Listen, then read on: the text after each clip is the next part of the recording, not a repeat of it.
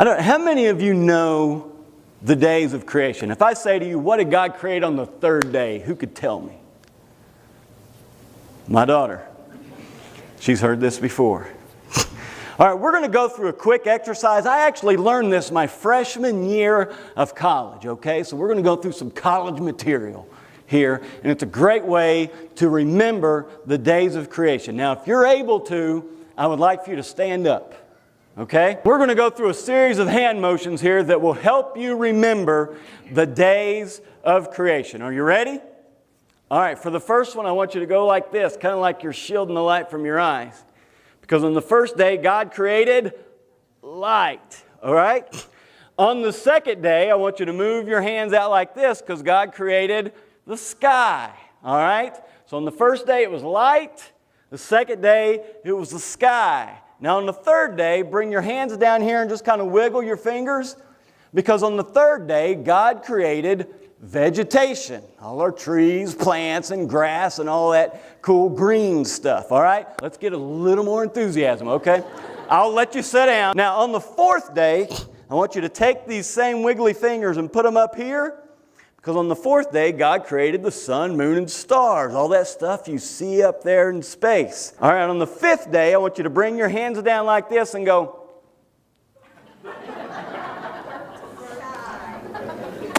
because on the fifth day, God created fish and fowl, as my professor said it. That's, fish and birds, if that's easier for you. But fish and fowl. So I got to see those fish faces out there. Who can make a fish face?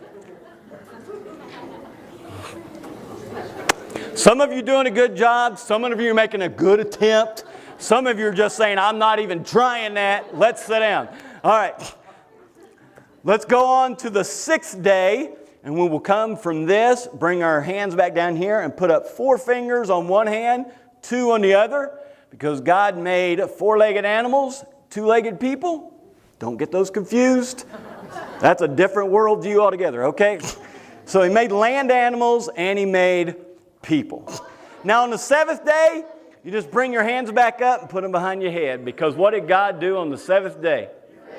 All right, one more time before you sit down, okay? Now, the next time you're walking through Walmart and somebody out of the blue just comes up to you and go, I was just wondering, it's been on my mind. I need to know the answer. What did God create on the 5th day? You can go, fish and fowl, all right? All right, one more time. Let's run through it with a lot of enthusiasm. On the first day, God created? Light. On the second day? Sky. On the third day? Vegetation. On the fourth day? On the 5th day? On the 6th day, and on the 7th day, He rested. All right, y'all can rest too. Thank you all very much. You did a good job.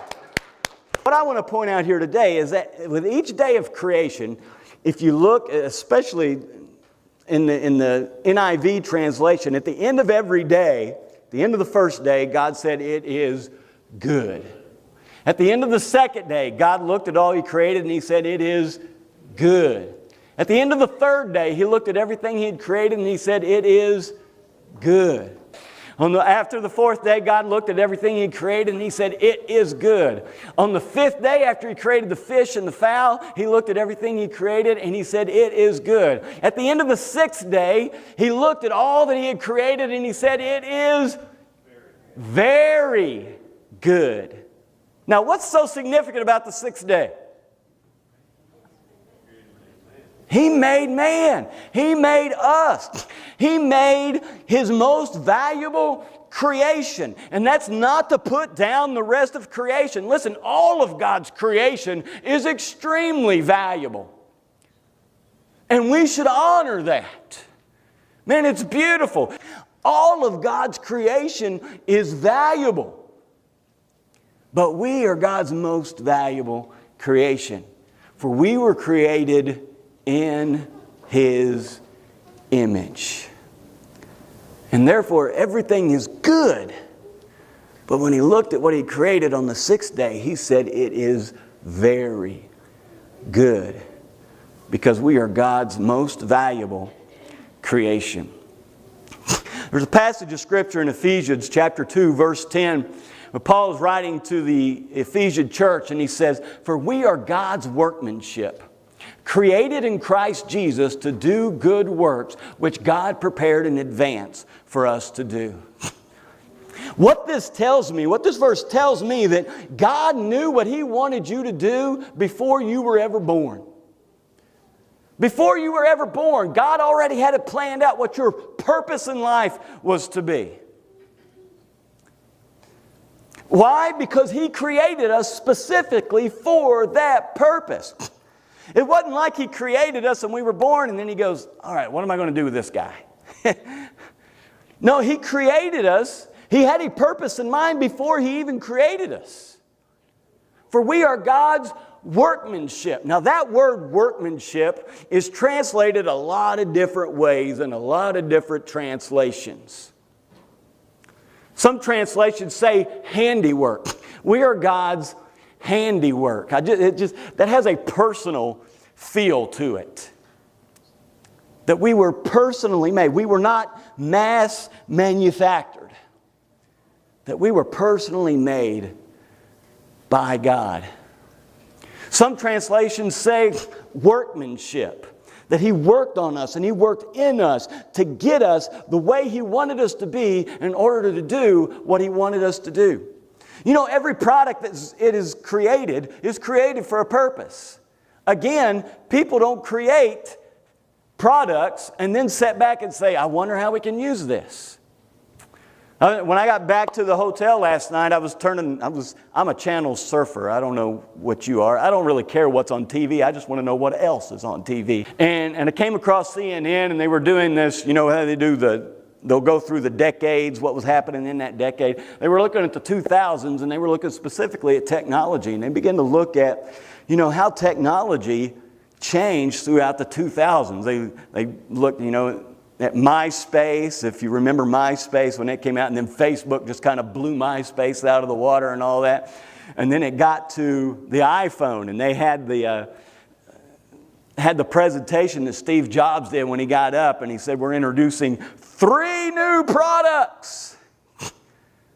An iPod, a phone, and a new way to surf the internet. 3 new products. And then the whole graphics on the back of the screen meshed all 3 of those in together. And then he goes, actually, we're just creating 1 new product with all 3 functions. It changed our world, doesn't it? Didn't it? I mean, just about every one of us now, even me, I'm kind of slow to hop on that technology train. A few years ago, I don't guess it's technically an iPhone, but it's an iPhone-influenced phone. But I can get on my email, get on Facebook, and all this stuff. I can listen to music, and I can still make phone calls on a phone. You know, all that stuff that we do on a phone. Did Steve Jobs just create that, and Apple create that and go, I wonder how we can use this? No. They created it for a specific purpose, and then they introduced that to the world. You know what? God did the same thing with us, only better. He created us for a specific purpose, and then He introduced us to the world to be able to fulfill that purpose. Another translation translates that word as a craftsmanship. We are God's craftsmanship. I kind of get the idea of a craftsman putting together a project. My dad used to make birdhouses. And he didn't just make birdhouses. I mean, he would labor over every single detail of every individual birdhouse.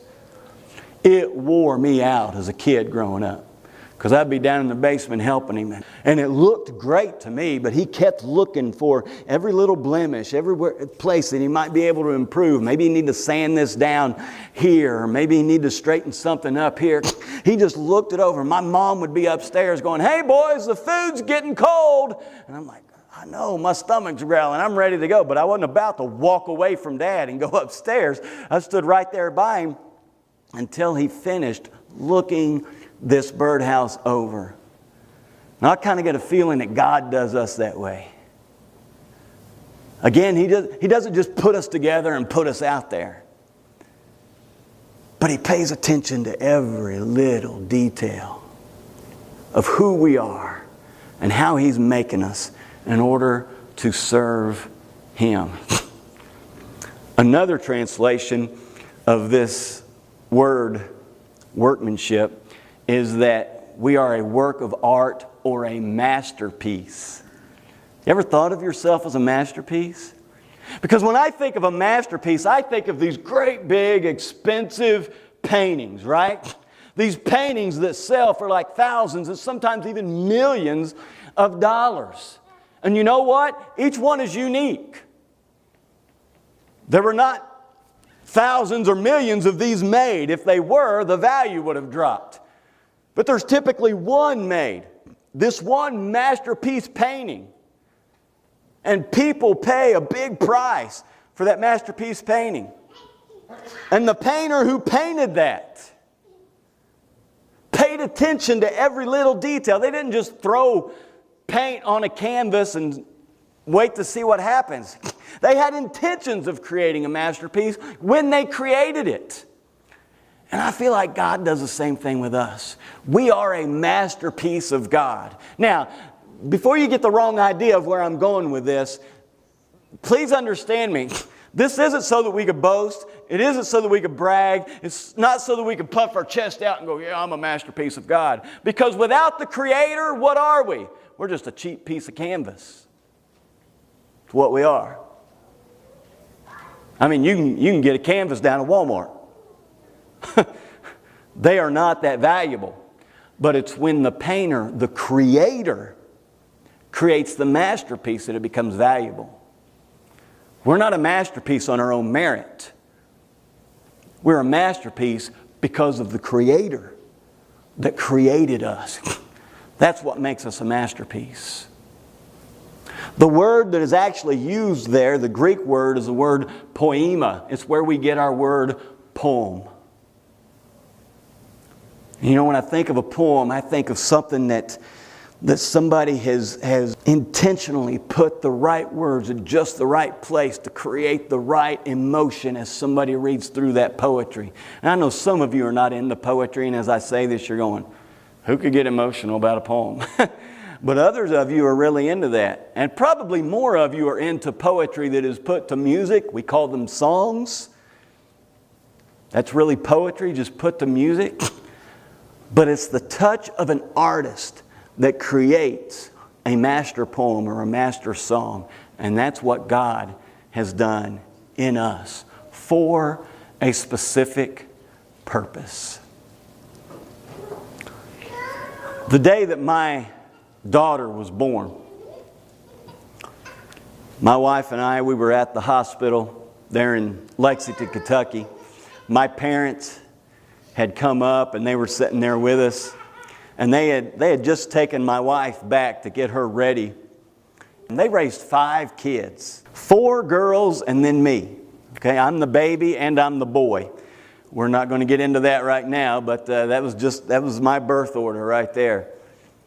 And so I looked at them and I said, you guys obviously knew what you were doing with parenting, or eventually knew as you went through raising 5 kids. What parenting advice do you have for somebody that's just starting out? And my dad looked at me and he said, raise them up according to their personality. And then he looked at me and he said, that's where I went wrong with you. I didn't know exactly how to take that, but man, that stuck with me.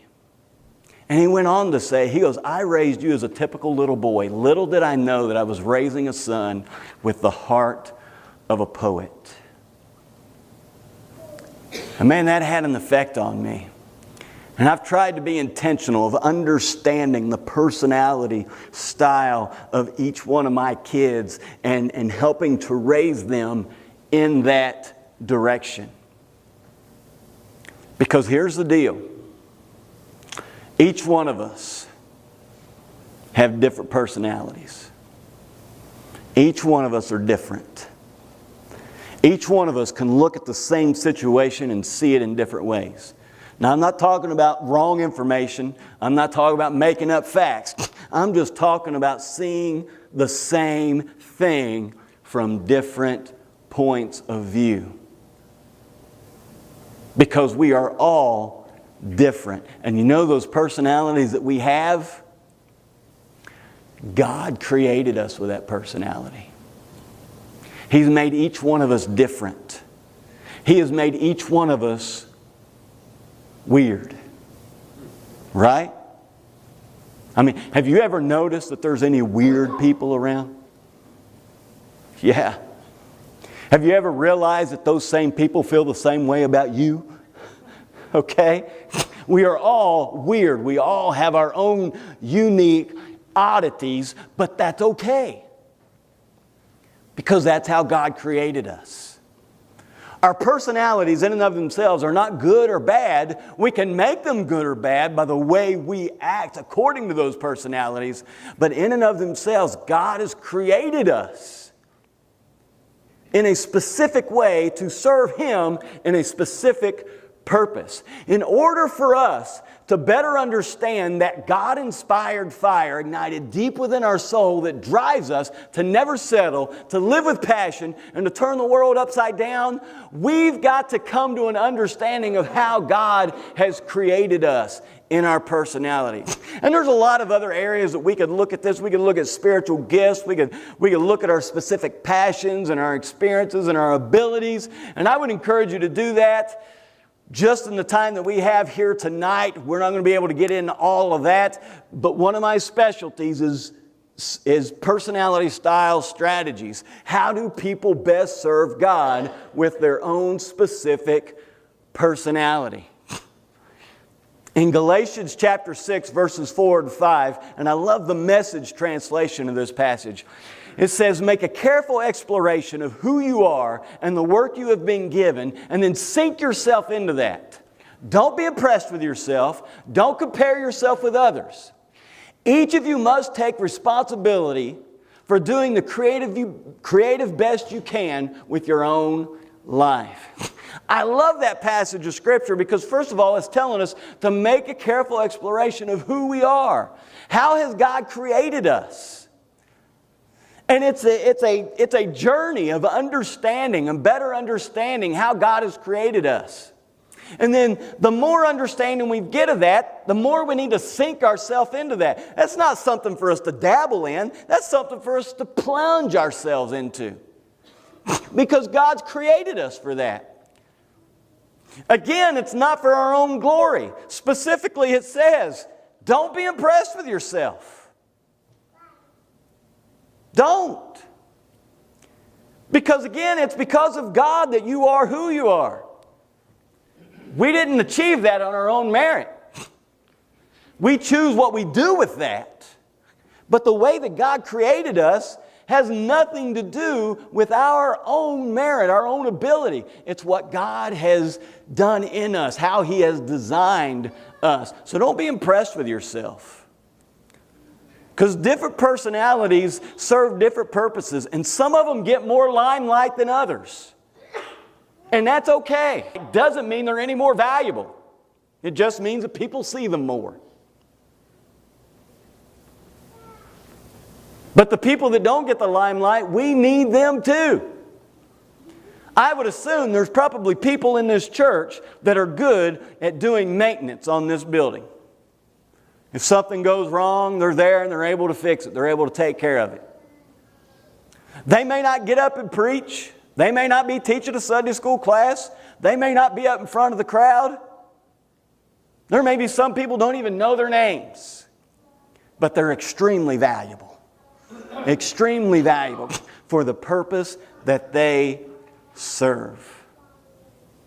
We are all valuable because God has created us that way. So don't be impressed with yourself. Don't compare yourself with others. One of two things happen when we compare ourselves with others. We either become prideful or we become depressed. If we compare ourselves with others and we think, wow, I'm doing better than they are. I'm doing a good job, man. Look at them. I'm good at this. We begin to get prideful, don't we? But if we compare ourselves to somebody else and we go, man, I wish I could do that. I'm not as good as them. I'm never going to be able to do that. I might as well just stop. I might as well just give up. We become depressed. And in this passage, it's saying, do not compare yourself with others. It's not a competition.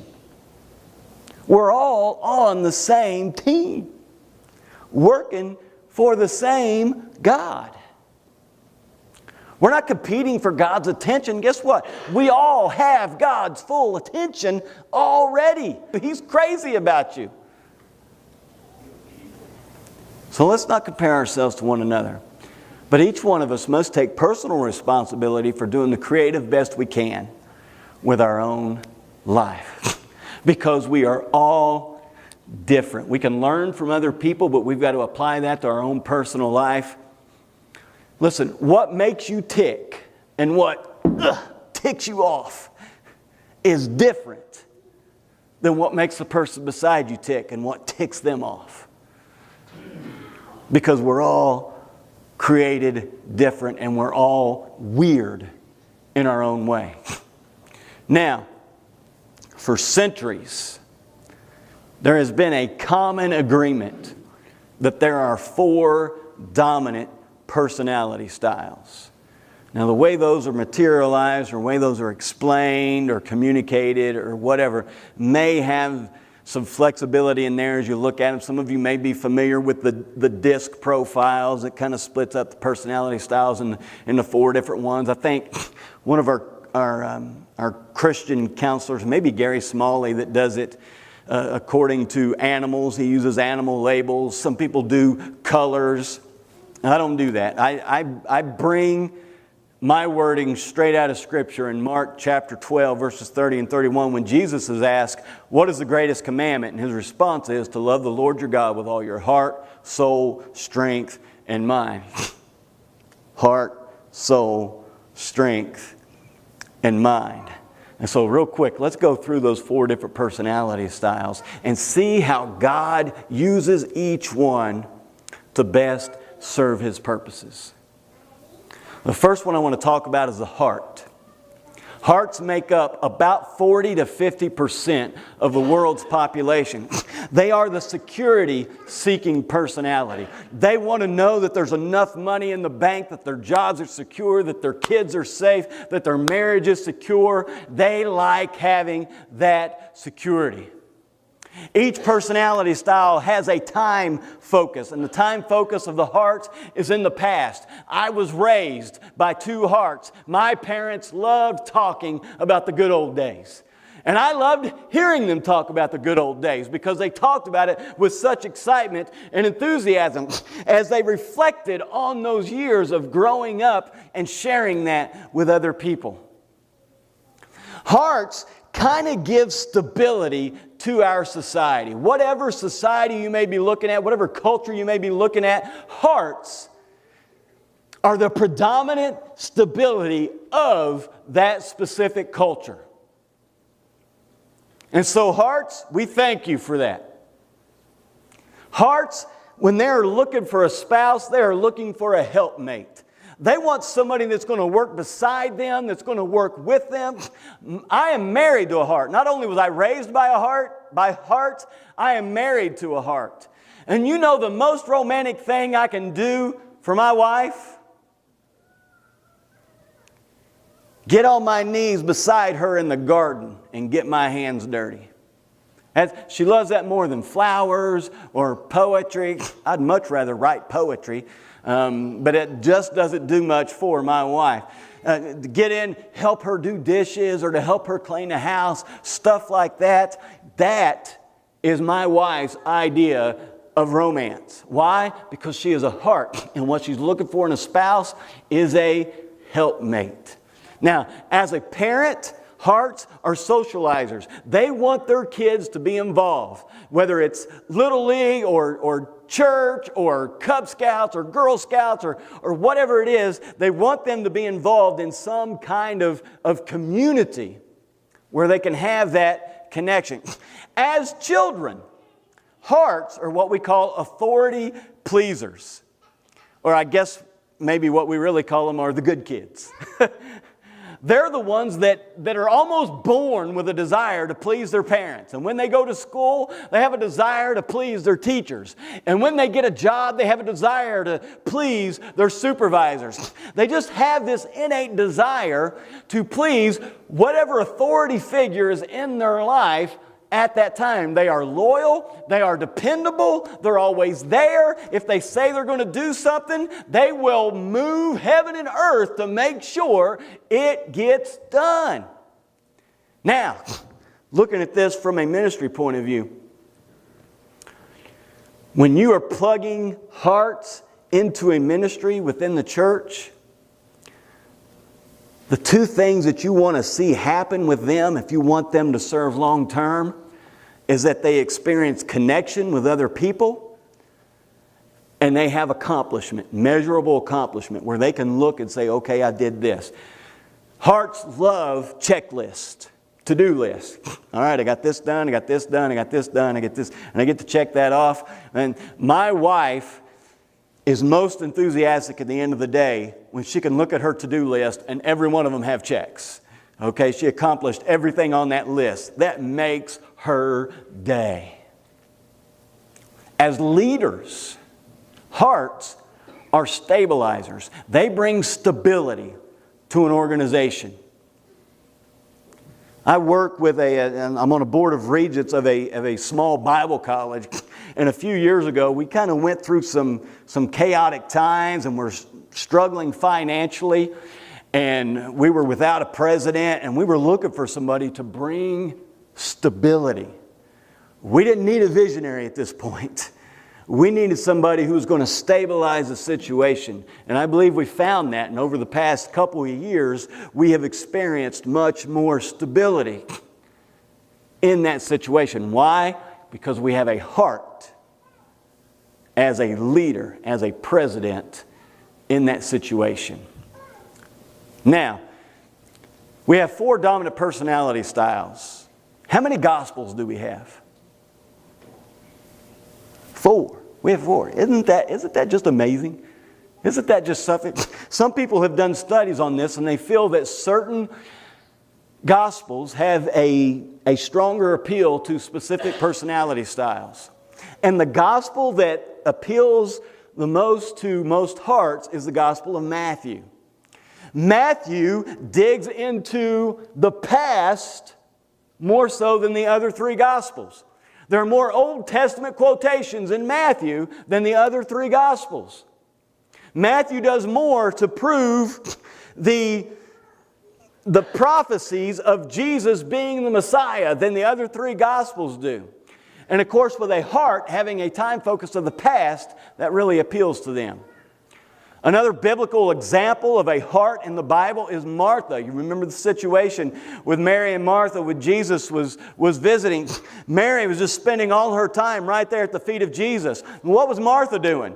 She was making sure all the food was ready, everything was cleaned up, the house was nice, everything was prepared and ready. That's a heart. That's a heart. They like to make sure everything is ready to go. Everything is in its place. Now, as I have described the hearts, how many of you believe that you may be a heart? All right. How many of you think you're married to a heart? How many of you think you have kids who are hearts? All right. All right. The second personality style is what I call the bodies. Now, it uses strength in the Bible, but that's kind of an odd word to use for personality style. So we use the word body. It's that physical side. Now, the bodies, they are the thrill-seeking personalities. They make up about 30 to 40% of the world's population, and they focus on the now. They're not real concerned about the future. They're not real concerned about the past. They are living for the moment. They like it now. They want to have fun. They like to have adventure. They like to do things that they've never done before. They like to go on vacations, places where they've never gone before. Hearts love going on vacation to the same place they've gone for the past 20 years. But not a body. Now bodies, what are they looking for in a spouse? They're looking for playmates. People they can have fun with. People who want to go out and do things and seek adventure. As parents, they're liberators. They want their children to be free. Let's go out, do things. Let's take chances. Let's face danger.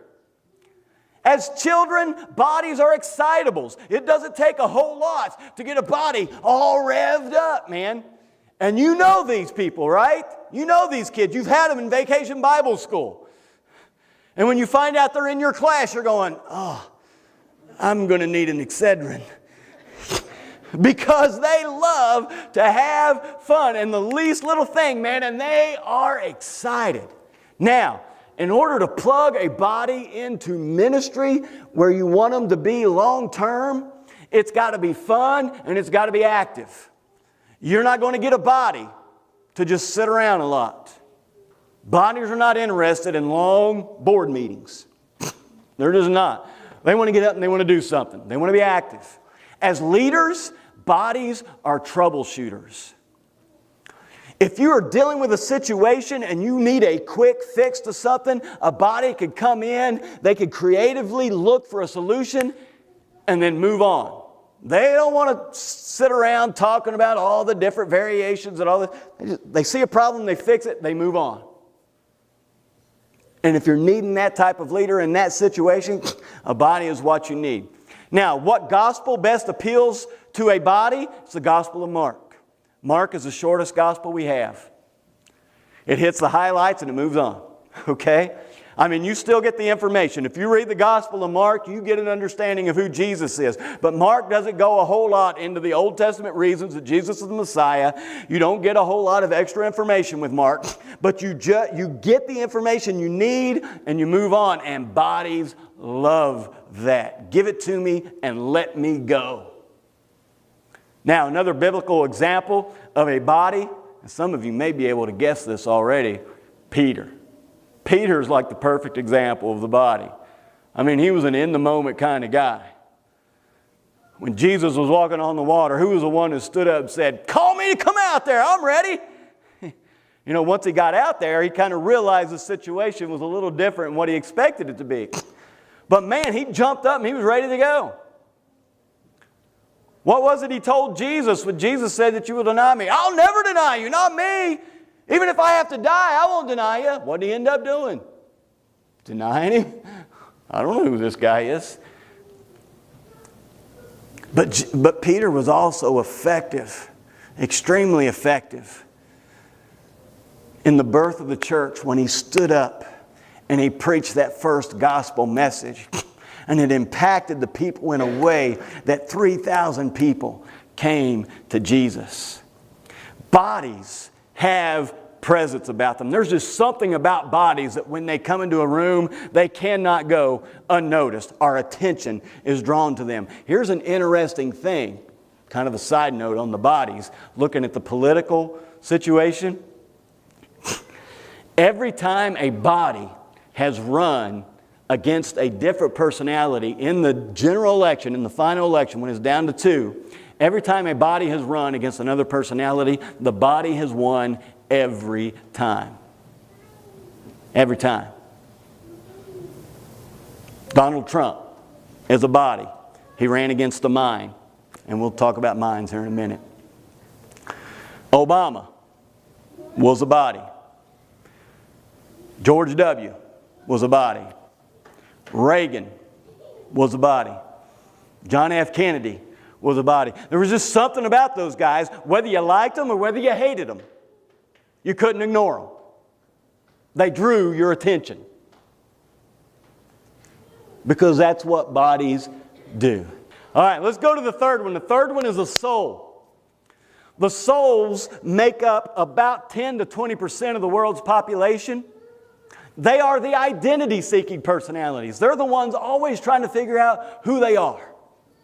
And if they ever truly discover who they are, they cease being who they are, because who they really are is trying to find out who they are.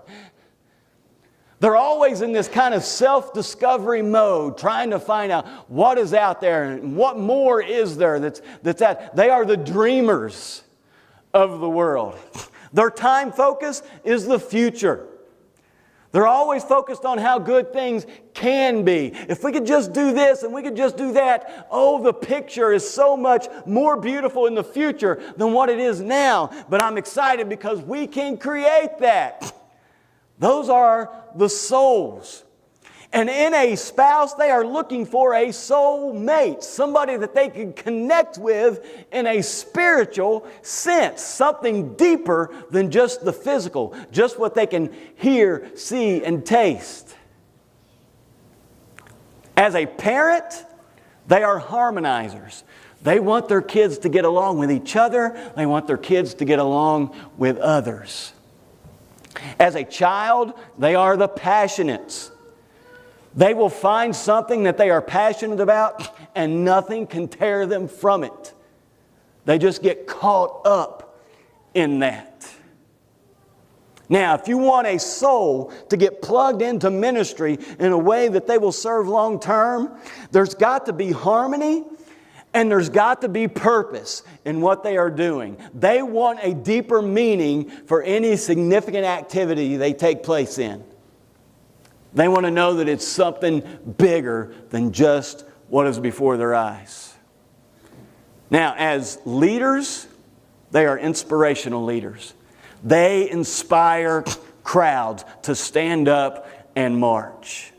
They're not real great with the details of how to get from one place to another, but they are great in motivating and inspiring people to get from one place to another. The gospel that best appeals to a soul is the Gospel of John. The spirituality that comes from the description of Jesus in the Gospel of John really appeals to a soul. You will be hard-pressed to find a soul that is an atheist. Because they believe, whether they're Christian or not, almost all of them believe that there is something out there somewhere beyond what we can just see. Another biblical example of a soul is Barnabas. Barnabas is the guy that when everybody else wanted to reject Paul because they weren't sure that he was genuine, they weren't sure, they were still afraid because he had persecuted the church, and Barnabas comes along and he goes, guys, I've heard him preach. I believe he's genuine, and I believe if we give him a chance, he could be a big part of what we're doing here. That's not a direct quote, but that's the principle of what happened. If it had not been for Barnabas, there's a possibility of about 13 books in the Bible in the New Testament that we may not have, that Paul wrote. If it had not been for Barnabas, the soul that brought harmony between the church and Paul. We're going to go on to the final one, the fourth one, and these are the minds. The minds make up about 5 to 10% of the world's population. They are the knowledge-seeking personalities. They are the ones always trying to figure out how things work. They are the ones that when they were little kids and they got something for Christmas, rather than play with the toy, they take it apart to see how it works. Have you seen those kids? I had a friend when we lived in Nicholasville. He lived in Nicholasville, Kentucky. He lived in Lexington, and he was a mind. And he was into video games, and oftentimes minds are into computers and technology and stuff like that. But he was into video games, and he would get these video games, and he would have them for a couple of months, and I would come over, he would invite me over to come over and play, and I would play. It'd be the first time I ever played the game, and I would beat him. And I couldn't understand that for a while until I realized he doesn't play the games. He's figuring out the codes, how to change the graphics, how to do all this extra stuff within the game. He didn't care a whole lot about playing the game. He didn't care about whether he won or lost. He just wanted to figure out the stuff in the background, the technology of it all, because they are knowledge seekers. Now, heart's time focus is in the past. A body's time focus is in the present. A soul's time focus is in the future. A mind's time focus, and this is weird, they see time in intervals. They don't see time the same way the rest of us do. They are more likely to lose track of time because they seldom measure time by the clock in the same way that the rest of us do. They measure time by projects, what they are involved in at the moment. They don't work from 9 to 5. They work from beginning to end. They say that Thomas Edison, who was an extreme mind personality, they said sometimes Thomas Edison would work on something for 2 days straight without sleeping. And then he would sleep for 24 hours. But that's just the way his mind worked. They said that Thomas Edison would go through the place where he worked because he was so aggravated with everybody else, always concerned about what time it was, that one time he went through the place and he changed all the clocks to all of them having different times, and none of them were correct. Now that would drive a heart nuts because they love the clock. But minds, they don't pay much attention to it. What they look for in a spouse is a mind mate. They want somebody that they can connect with on an intellectual level. They want somebody that they can have intelligent conversation with. As a parent, they are what we call individuators. They want their children to be individuals. They don't want them to fit into any type of category or anything. Matter of fact, if you're here tonight and you're a mind, you're probably frustrated with this whole thing I've been talking about tonight because you're like, oh, those are just labels. I don't care about labels. And they don't. They want to be individuals. And they want their kids to be individuals. As children, they are oftentimes referred to as the calm ones. Because they kind of live in this inner world that they have. And as long as they are caught up in whatever it is that they are into at that time, trying to figure out how it works and how everything pieces together, you don't hear a lot from them. They are focused in their calmness as they move forward. Now, if you want to plug a mind into ministry long term, it needs to be a ministry where they can use their individuality, where they can be an individual, and it's got to be efficient. Minds love to be efficient. Let's get into this and figure out the best way to do it and then do it that way. They need efficient use of their time. The gospel that appeals to most of them is the gospel of Luke. Luke was a doctor. Luke comes more from an intellectual side, an intellectual slant than the other three gospels do.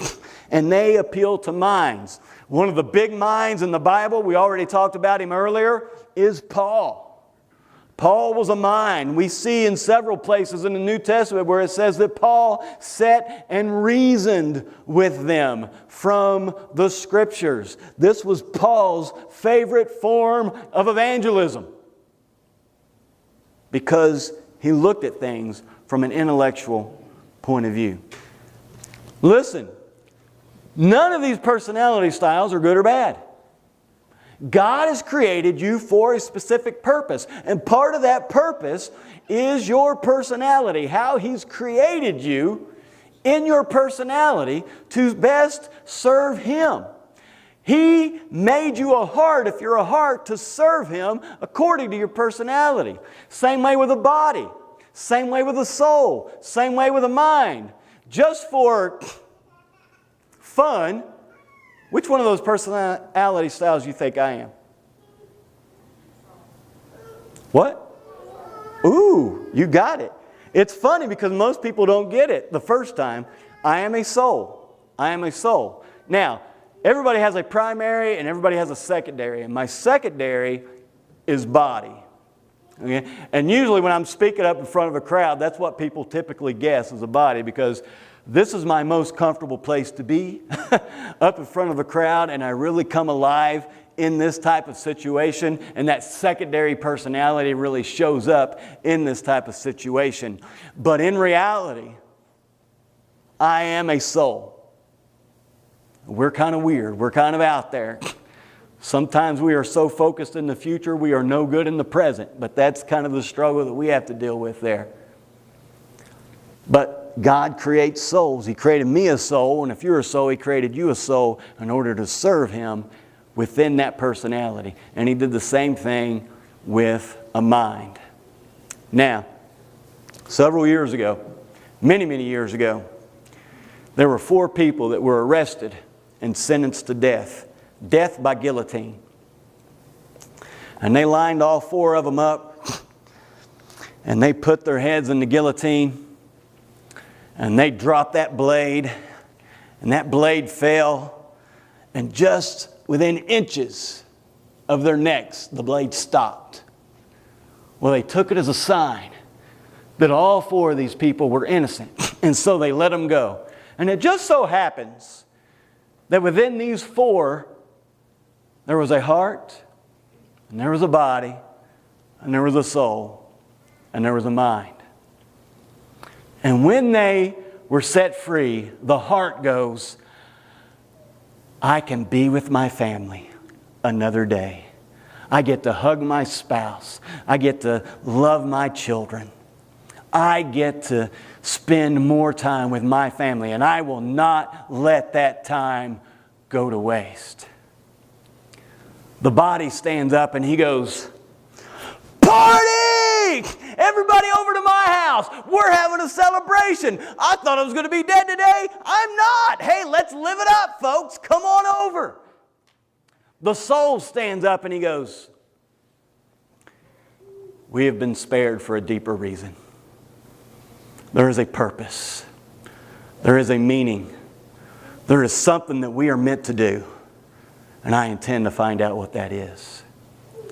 The whole time the mind is standing back looking at the guillotine, and finally he speaks up and he says, hey guys, come back. I think I can fix this thing.